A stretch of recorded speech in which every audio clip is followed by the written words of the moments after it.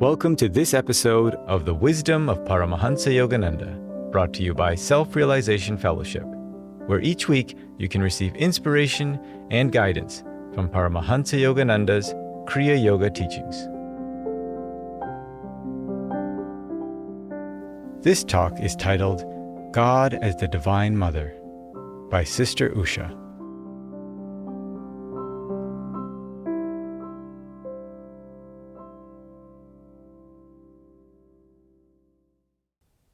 On this very special day, we honor God as the Divine Mother.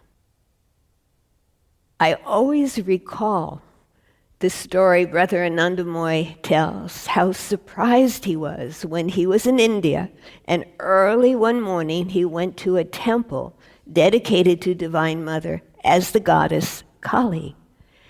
And he saw the devotees lining up to bring baskets of fruit and flowers as an offering to the mother. And when the temple opened at 6 a.m., he'd suddenly hear, "Ma, ma, ma," grown men unabashedly crying for the Divine Mother. Shall this be our day to cry to her? At least from our hearts. I'm hoping this will be a somewhat participatory, interactive service, when we'll take this opportunity to experience her love here in this service, to feel her love for us personally, and to deepen our connection with her. So let's begin by exploring our big question for today. Why turn to God in the aspect of Divine Mother? Our Guru answers that question with conviction. Listen to his words, not merely with your mind, but with your heart. He assures us there is no greater experience than to feel and know that the Cosmic Mother is with you. Watch for the presence of the Mother, because she will look after you in every way, whether your trouble is sorrow, pain, or sickness. God never forsakes anyone, he goes on. If having sinned, you believe your guilt to be measureless, beyond redemption, and when the world declares you of no account, and says you will never amount to anything, stop a moment to think of the Divine Mother. Say to her, "Divine Mother, I am your child, your naughty child. Please forgive me." When you appeal to the mother aspect of God, there is no retort. You simply melt the divine heart. Guruji continues, he says that God has put us in a world of delusion, and he knows we are in trouble. He knows of our struggles. And we only increase the inner darkness of our spiritual ignorance when we think of ourselves as sinners.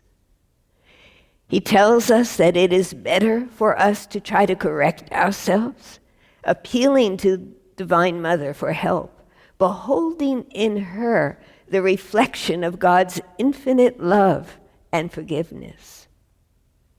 Then Master gives us this powerful assurance. He says, if you appeal to God as the Divine Mother, she quickly gives in. Now, note that. It wasn't gradually gives in, she quickly gives in. For you have appealed to her tenderness and unconditional love. Recently, I was introduced to this wonderful statement from a renowned child psychologist who said, every child needs at least one adult who is irrationally crazy about him or her. We all need someone to love us that much. And that's when Divine Mother enters in. She is indeed irrationally crazy about us, as her love for us is absolutely unconditional, no matter what we may have done or ever will do. So today, on Mother's Day, we set aside time to express our gratitude to Divine Mother, as well as to our earthly mothers, or those who play that role in our lives. And in SRF, our blessing is that no matter if we have a mother, we can honor this Mother's Day or not. All of us can turn to our Divine Mother and feel irrationally and completely loved by her. The very concept of a Mother Divine is a beautiful gift that Master has given us. Don't you think so? Let me share a little story. I always remember as a kid, there was one day of the year when our neighborhood completely came to a standstill. There was no one in the playgrounds, no one in the parks, no one. Why? Because everyone was inside watching the musical version of Peter Pan on TV. I think many of you remember that. There was one scene that always enthralled me, and that is the scene when Peter leads the lost boys in singing gratefully to the young girl Wendy, who Peter had brought to Neverland to take care of the lost boys. And they sang with gusto, "Now we have a mother. At last we have a mother." And aren't we all just like those lost boys until we find our way home to God? Whether you have had a loving experience with your earthly mother or not, it doesn't matter now that you have come to this path, because now we have a mother, the Mother Divine. Our Guru has given us this tremendous ideal to fill the void in our lives, and she erases and replaces any hurt or ache we feel inside for what we may have missed growing up, or especially, too, if our mother has passed on. What a blessing it is to have in Divine Mother such a tender, understanding, wise, compassionate, and powerful mother to call our own. One of our member employees, who's now a grandmother, was telling me how all her life she had been on the lookout for substitute mothers, wonderful women who could play that role in her life. I think many of you can identify with doing that. And how she found in SRF not only Divine Mother, but many women devotees who have the beautiful qualities of the Mother Divine to support and nurture others. Many of you are here today who play that role for others. And this extends to the men too. My brother is a SRF monk, and I heard they used to call him the Mother because of the way he took such good care of his fellow monks and their needs. And it's been so tender and moving to witness the loving way the monks have been there for him, such as at the time of our mother's passing years ago. So our conclusion, Divine Mother lives in each of us as much as we will let her. I've always felt that one of the greatest greatnesses of the SRF path is that we have complete freedom to seek God in any way we choose, whatever aspect most stirs our soul. It may be the impersonal or unmanifested God, meaning as bliss, as light, as wisdom, or God in the personal aspect, as Father, Mother, Friend, Beloved, Guru, Christ, Krishna. But our Guru clearly loves God most in the personal aspect, and specifically as Divine Mother, as he depicts in these scriptural readings. In God Talks with Arjuna, chapter 12, we read, "Those whose goal is the unmanifested increase the difficulties. Arduous is the path to the absolute for embodied beings." Why is it so arduous or difficult to find God in this way? In his commentary, Paramahansa Yogananda tells us why. He says the path of the worshiper of the unmanifested infinite is very difficult because the devotee has no support from the imaging power of his mind. Worship implies an object of veneration that holds the attention and inspires reverent devotion. A God of manifested qualities. The formless unknown does not well serve this purpose for most mortal minds. And this is such a charming conclusion he reaches. He says, it would seem, therefore, that God likes the personal relationship with the devotee. For he makes it easier for the seeker who concentrates on God as the Heavenly Father or the Cosmic Mother or Divine Friend, possessing human qualities. And he adds, all such aspects are no way a limitation of God to that form, but are rather like windows opening to the infinite spirit. And then Master and Jesus gives us this revealing illustration in the Bible about the nature of the Mother Divine. In St. Luke chapter 15, Jesus tells us, what woman, having 10 pieces of silver, if she lose one piece, doth not light a candle and sweep the house and seek diligently till she find it? And when she hath found it, she calleth her friends and her neighbors together, and saying, rejoice with me, for I have found the piece which I had lost. And Christ concludes, he says, likewise I say unto you, there is joy in the presence of the angels of God over one sinner that repenteth.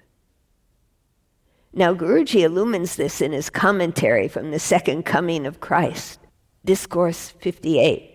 He says, just as the woman shared her gladness with her friends when she finds her lost coin with the aid of a light from a candle, so God, losing a soul in the darkness of delusion, sends the light of good company, and that's all of us here, inner inspiration, of course coming from Master's teachings and meditation, and the guidance of the Guru, to save that soul when it longs to go back to the home of the Father. And when that soul returns to the kingdom of God consciousness, having repented of past errors, the rejoicing of God is shared by his liberated souls in heaven. Today, we are the silver coin she had lost. As we approach her, she says to all, rejoice with me, for I have found the peace which I had lost.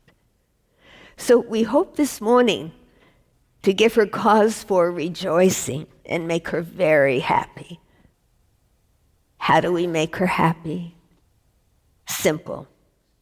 We love her, and we love her more. We can strive to deepen our devotion and yearning for Divine Mother and open our hearts to her love for us. Master had an extreme yearning for her, the kind of yearning we can learn to cultivate in our own lives. And the beauty of it is it's really quite easy to follow Master's example because he teaches us how to pray to her. He teaches us how to sing to her.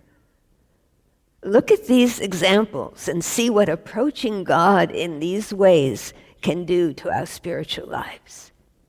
Once Guruji shared, while I was meditating last night, I sang this love song to the divine.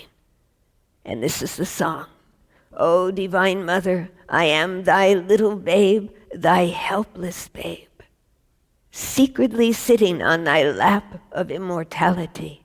I shall steal my way to heaven. No karma can touch me, for I am thy babe, thy helpless babe. Secretly on thy lap, I shall steal my way to heaven. A little babe, a helpless babe? Bear in mind that this is the great guru, Paramahansa Yogananda, the all-powerful avatar, who is speaking, who is being vulnerable, surrendering himself into the arms of the Divine Mother, totally trusting in her compassion. And what lesson does that hold for us, for our spiritual lives? For most of us, it is hard to break down the walls of our ego, our pride, our sense of self-sufficiency, our self-reliance, and to humble ourselves, to hand ourselves over to the Divine Mother, to abandon ourselves to her, to fall at her feet. Maybe following Yoganandaji's example and singing this song will help us realize our total dependence on her. And that is all important, for until we accept that we need her, and we need her intervention, that we'll never make it on our own, we cannot fully unite our lives with the divine. Without leaving our sense of separation behind, we'll never become one with God. Think about that. A newborn babe is utterly dependent on his or her mother and receives in return a ceaseless outpouring of love and care. A newborn devotee does well to feel the same need and to receive the same generous outpouring from the divine. And every morning, in meditation, we're newborn again on this path, aren't we? Let me share a story one of our members told me. She had always felt that her way to liberation was through long, deep meditations. Then she had a terrible accident, and she was unable to meditate much at all. She thought her spiritual life was ruined, and she asked me to request guidance from Brother Anandamoy about her situation, and this is what he said.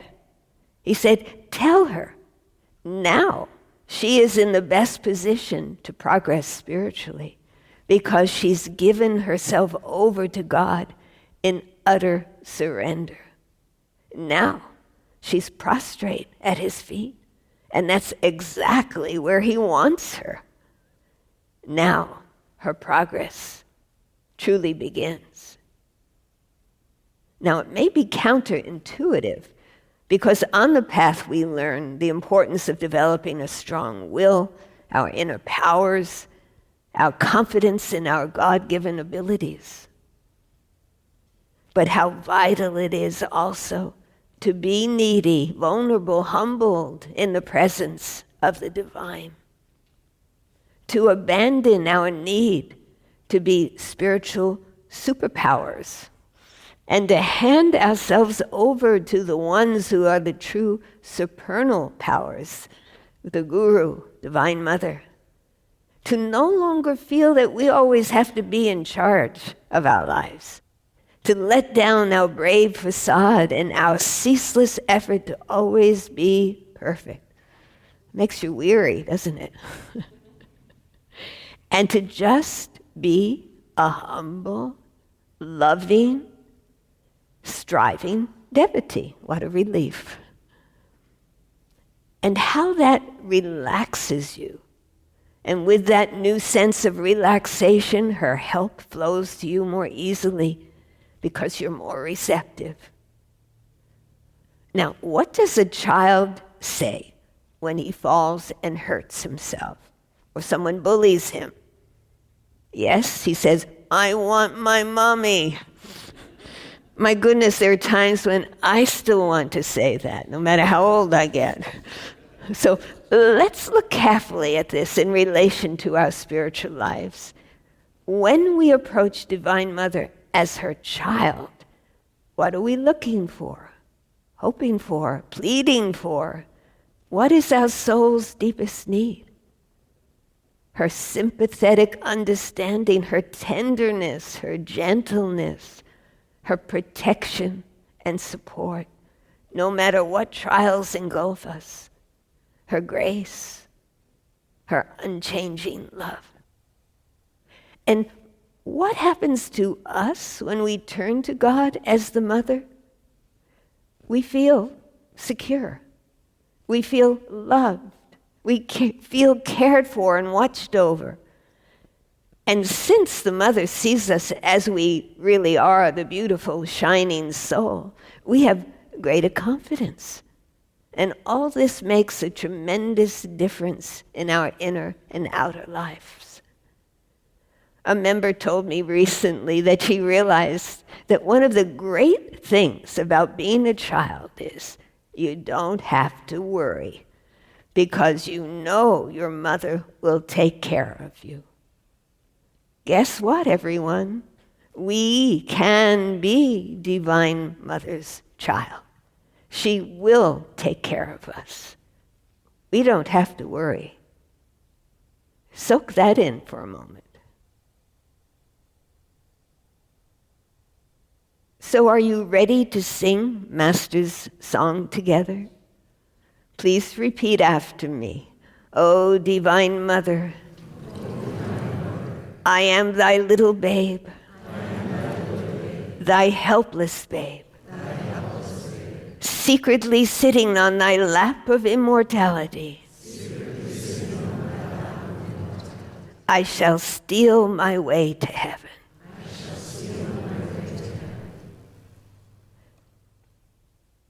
There was a great saint in India who Gurudev revered, and he used to sing this love song to Divine Mother. It is a song of, I call it pouting, of loving complaint. It goes like this. O Mother, ever blissful as thou art, do not deprive thy worthless child of bliss. It was my heart's desire to sail my boat across the ocean of this mortal life. O Mother, with thy name upon my lips, I never dreamt that thou wouldst drown me here in the dark waters of this shoreless sea. O Mother, ever blissful as thou art, do not deprive thy worthless child of bliss. There's a beautiful story about this. A college boy used to visit a woman saint in India. And one day, while taking leave, he suddenly said to her, "Mother, I am no good to come to you." Saying this, he quickly left her place. The saint ran after him, caught him by the collar, and looking directly into his eyes said, "When you have a problem, think of me and say to yourself, I have a mother." With these words, she let the boy go, and he never forgot her compassionate eyes and those words of reassurance. I remember a letter one of our students once sent us years ago. He was a family man who had a fulfilling relationship with Master, but he mentioned that he never felt a connection with Divine Mother. Then one day, after he'd been on the path about 10 years, he was meditating and he felt a motherly presence. He was confused. What was this?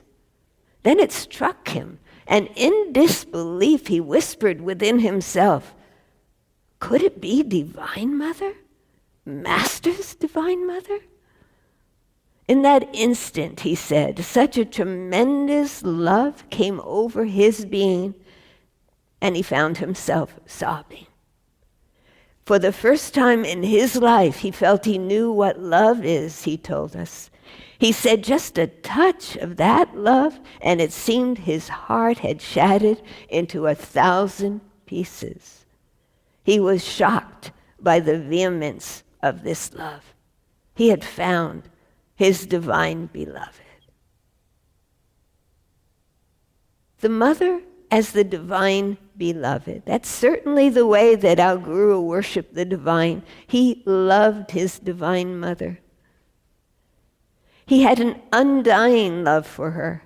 And in the autobiography of a yogi, he introduces us to his first meeting with another saintly lover of the great mother, and recounted the tremendous effect that experience had on him, describing how the saint was, quote, consumed by an unsophisticated passion for the Divine Mother.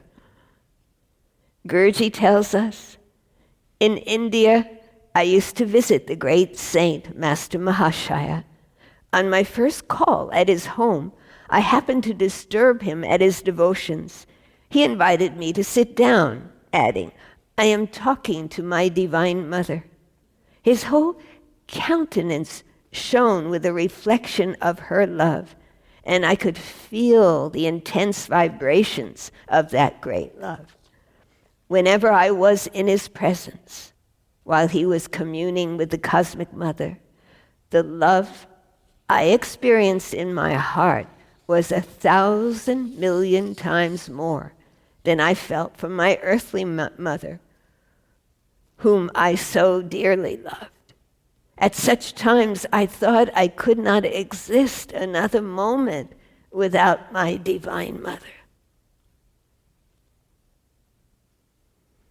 This brings to mind a story that deeply moved me about the renowned college basketball coach, John Wooden. Many of you remember him and his 10 championships at UCLA.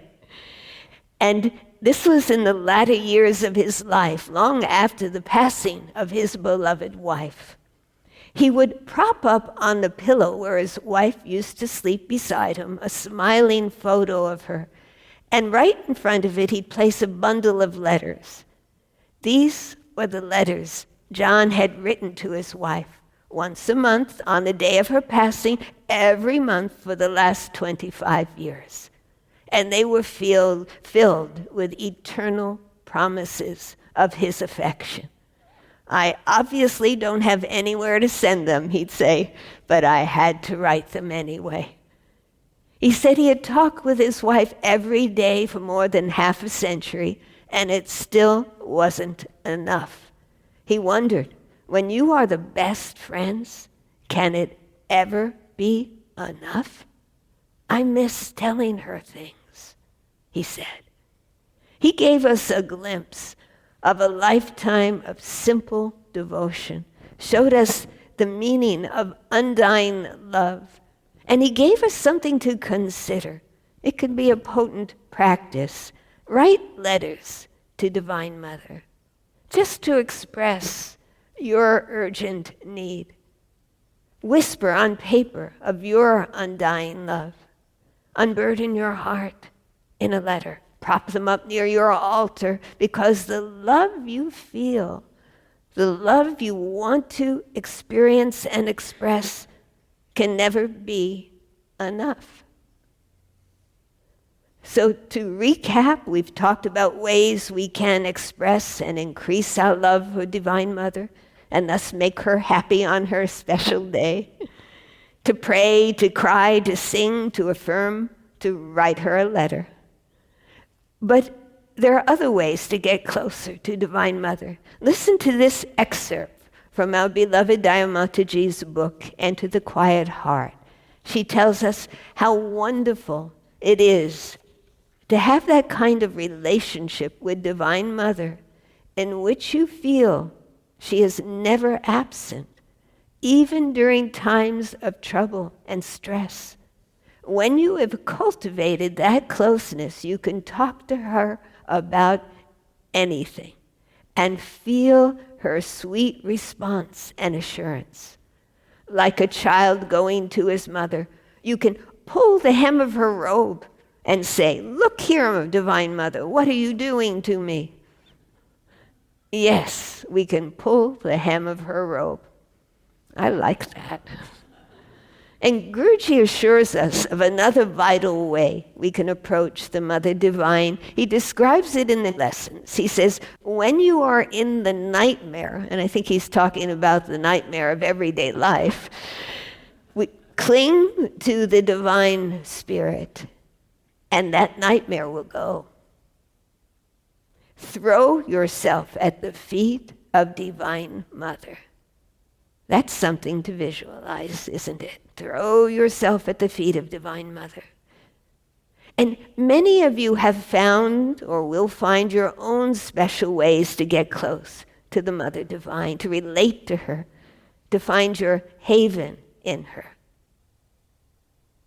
Let me share this personal anecdote.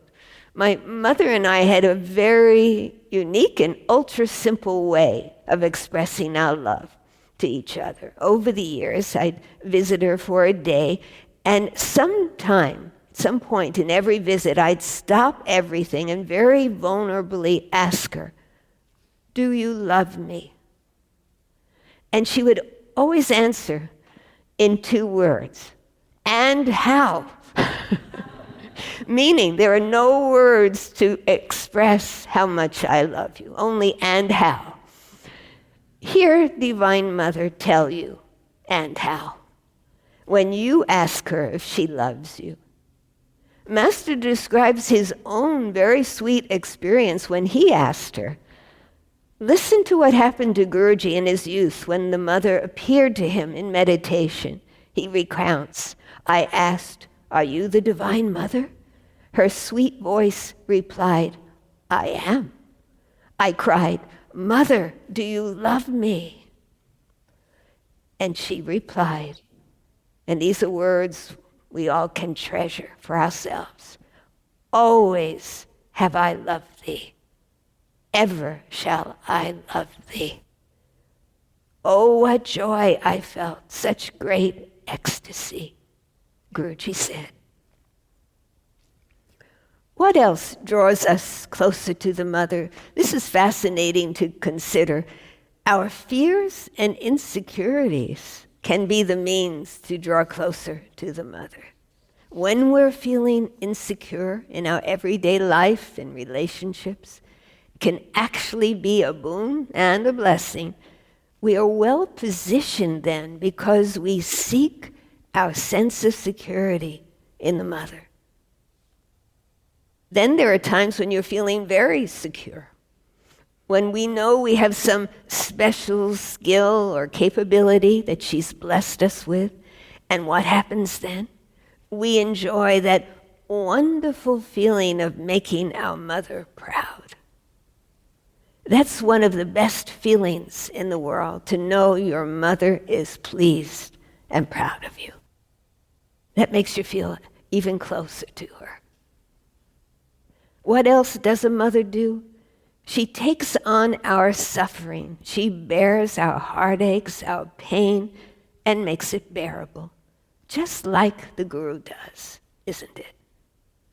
So lastly, I want to touch upon one more concept, and that is Master himself as a manifestation of Divine Mother.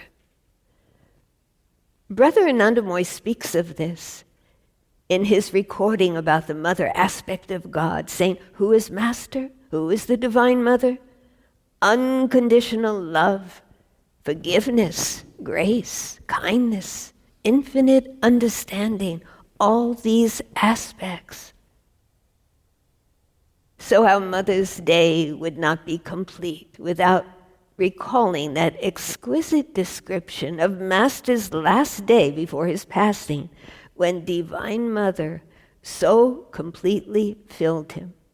One of the nuns who was there at the time wrote, most noticeable of all was the influence felt by everyone who entered his sitting room of the vibrations of intense divine love that emanated from him. The disciples felt as though they were standing in the presence of the great Mother herself.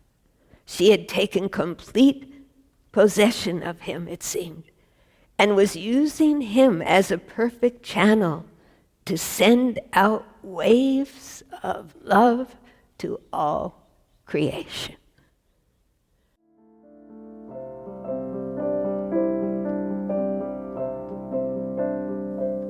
This has been a production of Self-Realization Fellowship, a non-profit organization founded by Paramahansa Yogananda in 1920. For more information about Self-Realization Fellowship and Paramahansa Yogananda, please visit yogananda.org.